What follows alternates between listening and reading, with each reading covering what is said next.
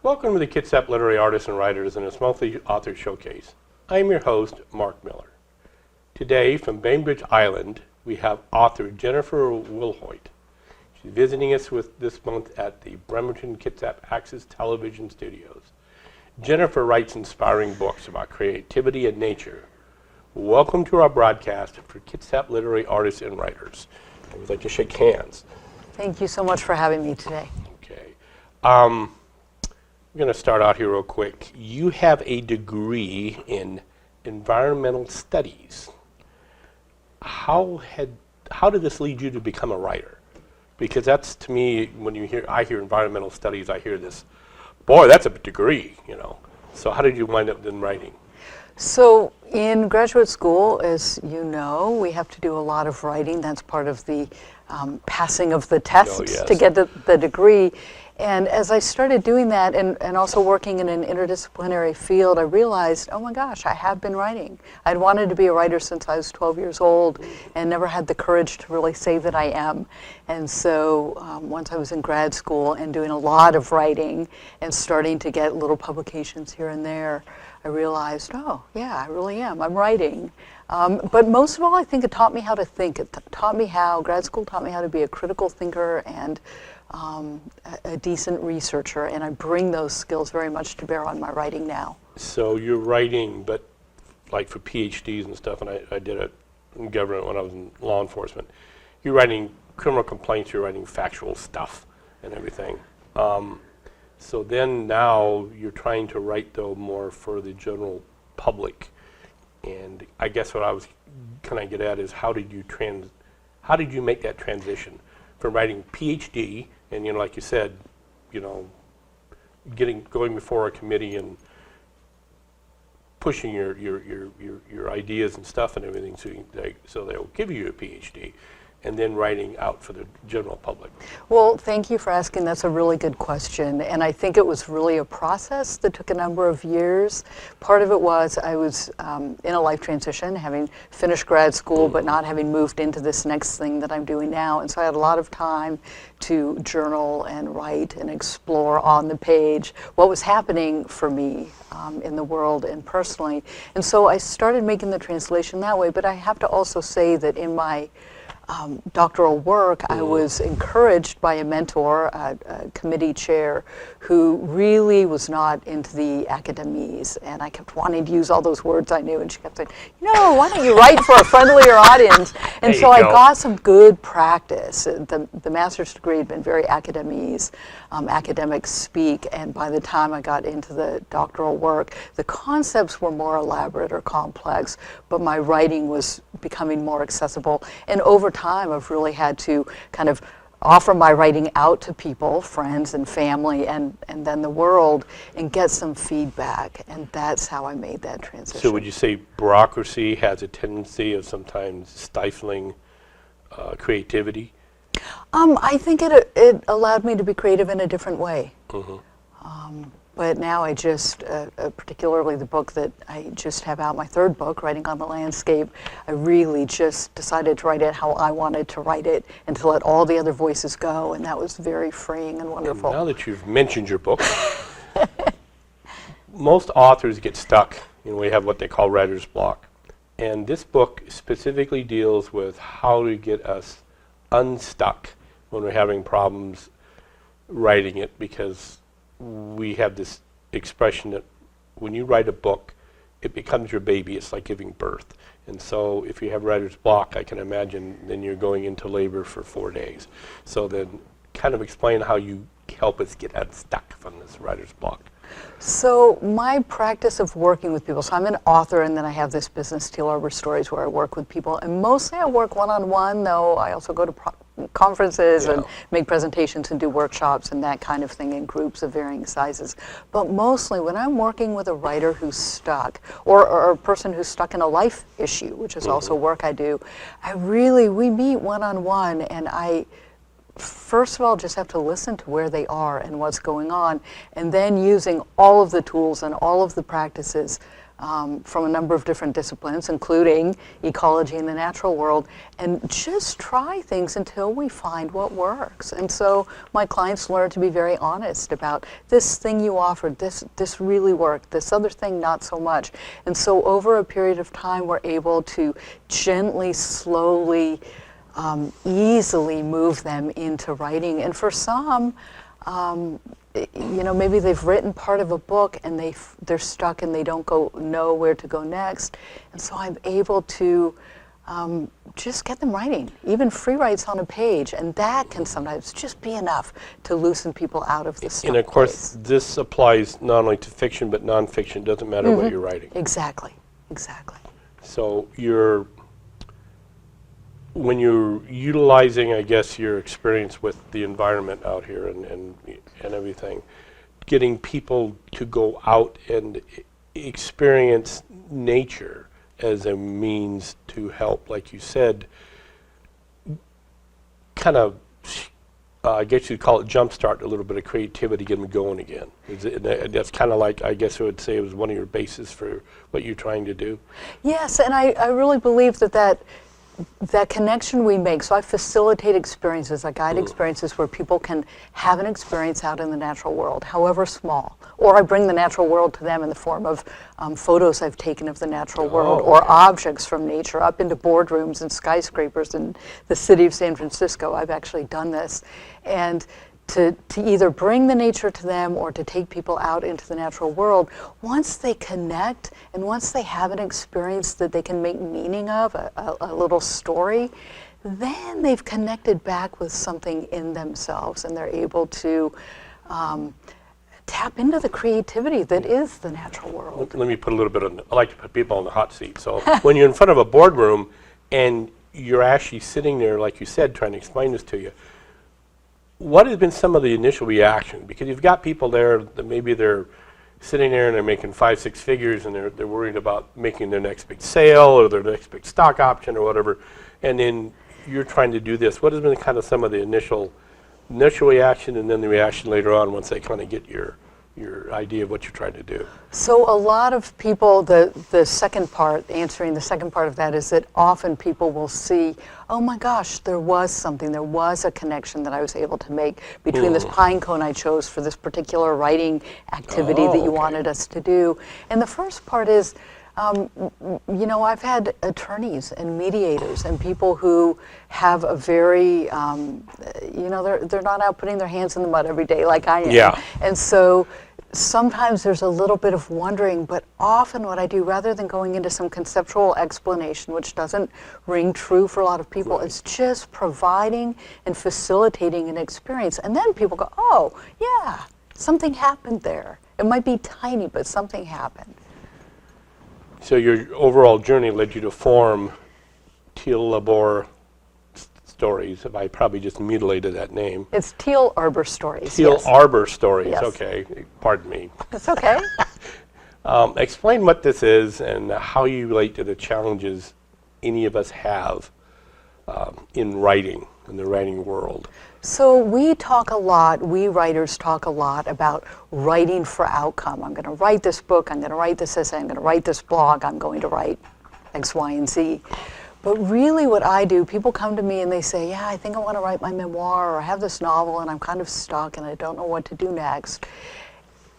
as it turns out, though, it's really about writing process that is the thing that people get stuck with. Maybe they don't know how to balance, they don't have a good work-life balance, they don't know how to deal with the things that happen to us on a day-to-day basis, people getting sick or financial worries or whatever. And so I'm able to help people, walk with people through those experiences. To offer them tips and suggestions and practices that I use. And so it's really the work I do is very therapeutic and very process oriented toward an outcome for some people. I have a number of clients, one of them you interviewed on the show, who have actually written and then published their books and memoirs and novels.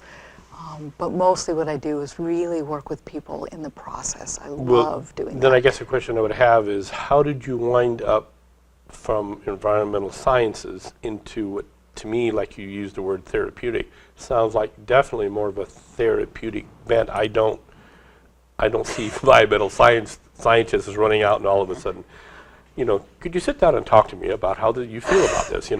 I always see them, beakers and test tube and all that stuff. So how did you manage to get that connection there? So two pieces. One is that my degree, my environmental studies degree, was very, very interdisciplinary, multidisciplinary, okay. and so I was really focused on looking at how people who are creative, in this particular case artisans, using their hands to make beautiful handcrafts, what their connection is with the natural world. And so when I started working with people in this context of Teal Arbor stories, it was a very small leap to have them using nature imagery and nature objects in their own, going out and walking in landscapes to find that place of healing and wholeness. So those weren't words I used in my PhD program, but I was really already on that path. And then the second thing is, in between the PhD work and this work I'm doing now, I had the opportunity to assist with some wilderness guiding. Some people going out into wilderness landscapes for 4 days and 4 nights doing the extreme, what they call vision fasting or vision questing.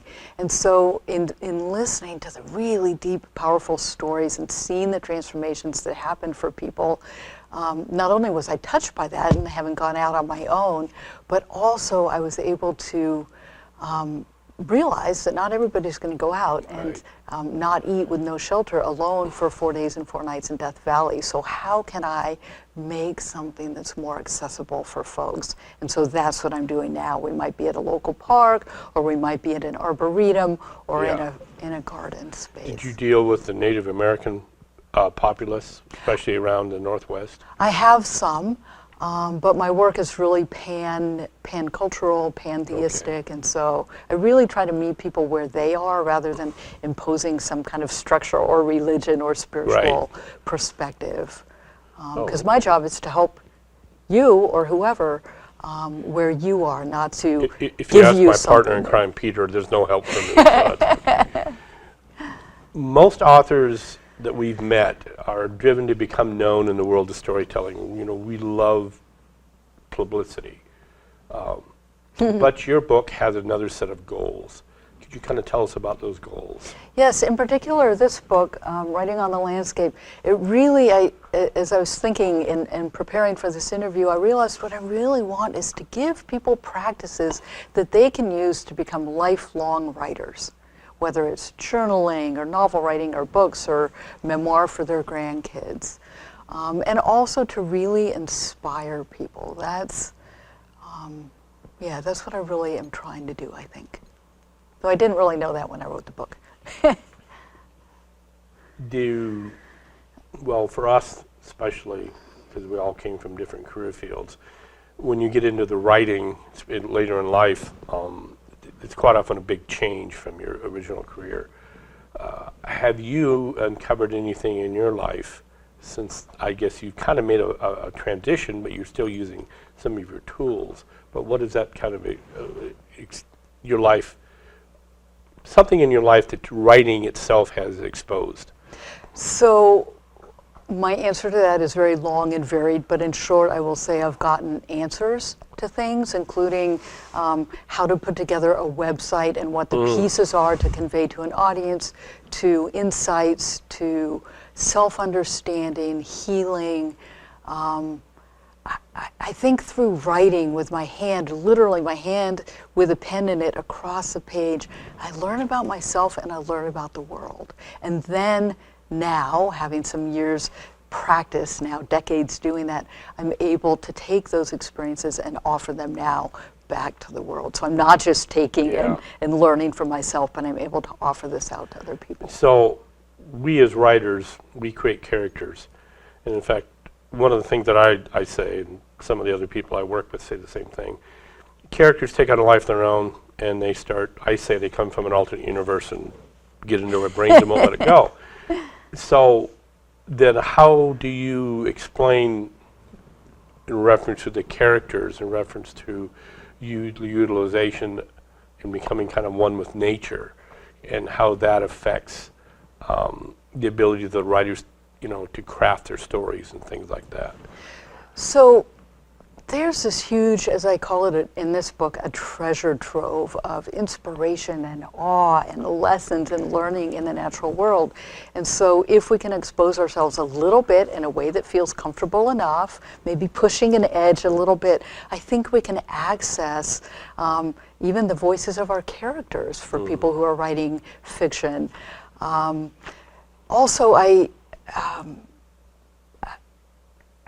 feel that we're already connected to the natural world. We are already nature. We need to eat and we get sick and ultimately we pass away. And so my job, as I see it, really one of them is to help people have an experience where they remember, oh yeah, right, I am nature. Oh yes, right, I'm like that bluebird over there or like that seal in the water. And just making that small little connection then allows people to have a little insight into themselves. And I do think that when we can see something about ourselves, it helps our writing. And that brings kind of like a little fascinating subject, is that something I've noticed is, I personally think that because we have a very complicated human culture, worldwide human culture, we forget that we're animals first. And we forget that connection, and that's when I write in my books, I try to point out the fact that, hey guys, we can sit there and we can think about how we've got a bigger brain, we make tools, but we forget we're animals. We're connected with nature. Nature has an effect on us. We have an effect on nature. We should be more even rather than we have a tendency of saying, well, we're up here, nature's down here, and so therefore, we're going to try to control things, failing to realize that we're actually part of nature. Absolutely. Absolutely. And would you say, though, when you were going with your studies in the environmental sciences, what was kind of the attitude towards that? In other words, was it more people you worked with very technical? Like I said, I always think of people going out and taking water samples and going back with a test tube and going, oh my God, we've ruined that lake, as opposed to, like you said, going out and kind of feeling like you're one. I mean, how was your experience with that type of culture within the environmental science? In my cohort of people, in my PhD cohort, Yeah. I was very blessed to be with people who are passionate about the natural world and their connection to it, people who are out having experiences such as I've talked about in this interview. And so really, whether they were taking water samples or counting fish or looking at ecotherapy, or myself, artisans and conservation, we all were doing it from this fun foundation of love for the natural world. And so there was very little of that domination and conquer of the natural world, and very much we're all in this together. What's our little part and how can we help? Well, do you see, this kind of gets back to our connection with like you said, is nature and everything. What do you actually see, I guess, the next step with humankind as this big block that we have within the environment, within what we call the natural world, which is actually just the world, but we like to put titles on stuff. Right. How do you see us going forward, the effects and stuff we're going to have on and the effect it's going to have on us. So I don't know if I'm going to exactly answer your question, Yeah. but I will say that as I was driving here today, I was reminded of technology and cell phones and cars and traffic and just the world we live in. Is the modern technological Yeah. world is so loud. So when we can Okay. go out in nature and feel nature's pace and nature's pulse, I think that matches that inner instinct, that creative instinct we have as writers, as artists. And so I just lost my train of thought, and maybe we can edit out my It's okay. just saying that. Because you actually did answer the question. That's what I was kind of trying to get at, was we're sitting here as human beings, and like I said, we have a tendency of forgetting that we are still part of quote unquote nature. Right. We as human beings, because of the way we organize things, we like to pigeonhole everything. Mm-hmm. And so that's, I guess, that's kind of fascinating with what you're doing, is you're trying to tell people, at least kind of my opinion, and you can tell me if I'm full of crap, is that you're sitting there telling people, hey, literally slow down and smell the roses a little bit, because we're getting too wrapped up in the day-to-day technology and news feeds and politics and what's going on all over the place and everything, as opposed to sitting back and going, you forget where we came from. We started out on the savannas of Africa, and we forget that that's still a part of us. And I do see that there are moments where I do tell that to people, but mostly I'm trying to create a space where people can just experience that and come to say it themselves.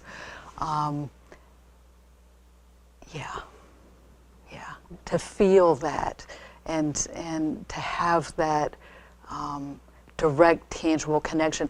Because when we're in our cars and when we're in our houses, it's really easy to forget. It's easy to forget that we're really actually part of, as you keep saying. Rather than telling people, you want to lead people so they can experience it themselves.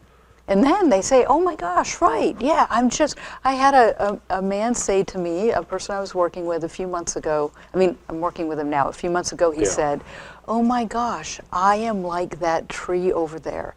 And in describing the characteristics of the tree, he was able to see how those same attributes translated into who he is and what he was experiencing in that moment.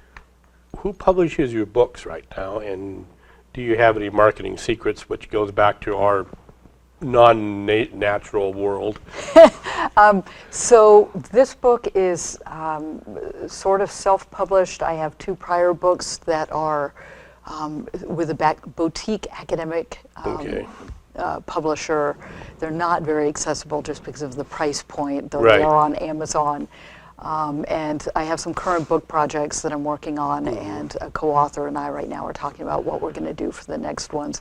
But I have a lot of book chapters and blogs and guest blogs and articles I write that are published in all kinds of different venues. And so, dovetailing into that, what type of events and stuff do you have coming into the future in the next few months? I have a ton of things coming in the next few months. I have workshops, I have book readings, I have a retreat coming up, I have a few in-service and trainings, and yes.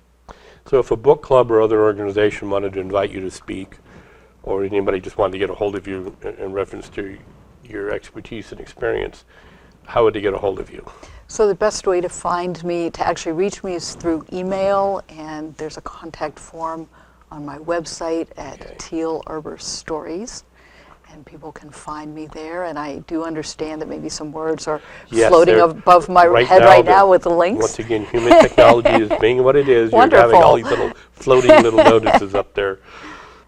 Kind of then, in your writing itself, what's kind of next on your agenda in writing?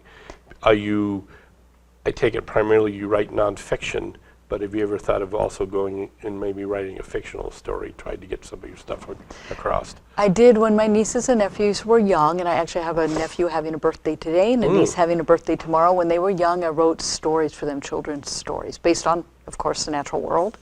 I don't do that anymore. I'm pretty much a nonfiction writer now. So when are you going to publish the children's stories? Because we need more children's stories. Yes, maybe we'll be waiting for the grandkids to come or something. But yes, I'm working on several book projects now, one with a co-author and a couple others that I'm So do you have any other additional advice for a writer starting out that you'd like to share? I would just want to say, if you want to write, go with that passion and follow that and prioritize your writing, nourish yourself and your writing, and don't let those critics stop you. Just turn down the voices on the critics, those inside you and those outside, and follow your passion. Okay. Well, thank you very much, Jennifer. Thank you so much, Mark. It's been a pleasure. Thank you for sharing everything you have with the literary world, and you have kind of a unique way of looking at things, and of course you have a very unique book too. So one thing we have here at BCAT and Claw, we all have a passion for writing. I would like to invite you to kind of come to one of our Kitsap Literary Artists and Writers meetings, one of these Wednesday nights that we meet, so that as we continue working together and talking together, maybe we might actually even get you to even host one of these shows, because I think it would be fascinating if you came in here and discussed with somebody, okay, this is how you could break your writer's block and maybe do a little mini presentation on what your book is actually about. At least I think that would be very interesting to the BCAT audience out here, because we've got a lot of people out there writing, and there's probably a lot of people out there with writer's blocks right now. So, I would like to thank all of our viewers for turning into Bremerton Kitsap Access Television and viewing this Kitsap Literary Artists and Writers production.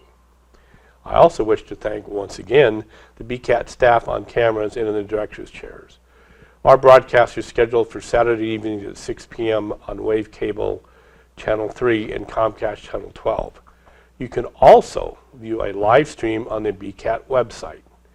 Keep in touch with our Facebook and web pages to discover where you can meet local authors and artists. I hope everyone has a pleasant evening and a productive and fascinating week. Until next Saturday, I am Mark Miller with Kitsap Literary Artists and Writers in conjunction with Bremerton Kitsap Access Television. Good night. And once again, thank you very much. Thank Hopefully this was the experience you were looking for. you. This was wonderful.